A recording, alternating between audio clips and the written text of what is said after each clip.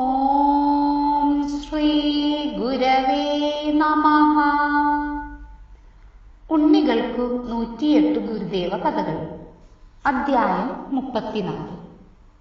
ഹരിശർമ്മ കാട്ടിയ മഹനീയ മാതൃക. പോയ തലമുറയിലെ പേരുകേട്ട പണ്ഡിതനും സാഹിത്യകാരനുമായിരുന്നു A.D. ഹരിശർമ്മ. ചെറായിക്കു സമീപമുള്ള പള്ളിപ്പുറമായിരുന്നു ശർമാജിയുടെ സ്വദേശം. ഒരു ദിവസം ഗുരുദേവൻ മൂത്തകുന്നത്ത് വന്നപ്പോൾ ശർമാജി സ്വാമിയെ കാണുവാൻ ചെന്നു. കണ്ട മാത്രയിൽ തന്നെ സ്വാമിക്കു ആളെ മനസ്സിലായി. ഈ കൊടും വെയിലത്ത് പള്ളിപ്പുറത്തു നിന്ന് വരികയാണല്ലേ? ഗുരുദേവൻ സ്വതസിദ്ധമായ പുഞ്ചിരിയോടെ ആരാഞ്ഞു. സ്വാമി ഇവിടെ വന്നതറിഞ്ഞപ്പോൾ ഒന്ന് നേരിൽ കാണണമെന്ന് വിചാരിച്ചു. തൊഴുകൈയോടെ അദ്ദേഹം അറിയിച്ചു. ഇതിനിടയിൽ ഒരാൾ കാപ്പിയുമായി കടന്നു വന്നു. കാപ്പിക്കൊപ്പം ബിസ്ക്കറ്റും പഴവും ഉണ്ണിയപ്പവും ഉണ്ടായിരുന്നു. കാപ്പി കൊണ്ടുവന്നു വെച്ചപ്പോൾ ഗുരുദേവന്റെ തൊട്ടടുത്തായി 1-2 പേർ അടക്കിപ്പിടിച്ച സ്വരത്തിൽ എന്തോ പറയുന്നുണ്ടായിരുന്നു. ഹരിശർമ്മ അത് ശ്രദ്ധിച്ചെങ്കിലും എന്താണ് പറഞ്ഞതെന്ന് മനസ്സിലായില്ല. കാപ്പിക്കുടി കഴിഞ്ഞപ്പോൾ ഗുരുദേവൻ ശർമാജിയെ നോക്കി ചിരിച്ചുകൊണ്ട് പറഞ്ഞു, ശർമ്മ, ഇവിടുന്ന് കാപ്പി കുടിക്കുമോ എന്ന് ഈ പരമേശ്വരന് വലിയ സംശയമായിരുന്നു. അപ്പോഴാണ് നേരത്തെ അവർ തമ്മിൽ സംസാരിച്ചത് ഈ വിഷയമായിരുന്നുവെന്ന് ശർമാജിക്ക് മനസ്സിലായത്.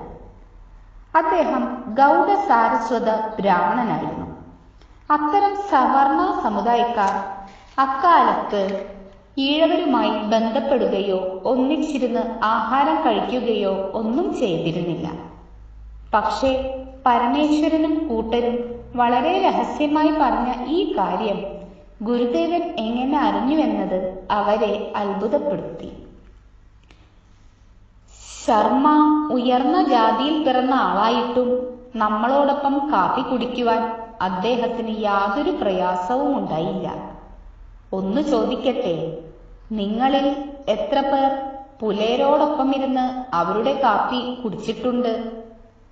ഗുരുദേവൻ അവിടെ കൂടിയിരുന്നവരുടെ മുഖത്തേക്ക് മാറി മാറി നോക്കി.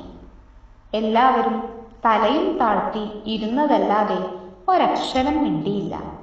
ഗുരുദേവൻ വീണ്ടും തുടർന്നു, നിങ്ങൾ ഓരോരുത്തരും ഒരു ആത്മപരിശോധന നടത്തുന്നത് നന്നായിരിക്കും. ഹരിശർമ്മ വലിയൊരു മാതൃകയാണ് നമുക്ക് കാണിച്ചു തന്നത്. ഉന്നതങ്ങളിൽ നിന്നുകൊണ്ട് അദ്ദേഹം താഴെയുള്ള നമ്മളുമായി കൈകോർത്തു. ഇതിനേക്കാൾ മഹത്വം വേറെ എന്തുണ്ട്? ഗുരുദേവന്റെ വാക്കുകൾ ശ്രീകൃഷ്ണൻ എഴുതുവിട്ട സുദർശന ചക്രം പോലെ ആ അന്തരീക്ഷത്തിൽ ചുറ്റിക്കറങ്ങി നടന്നു. ശേഷം ഭാഗം തുടരും.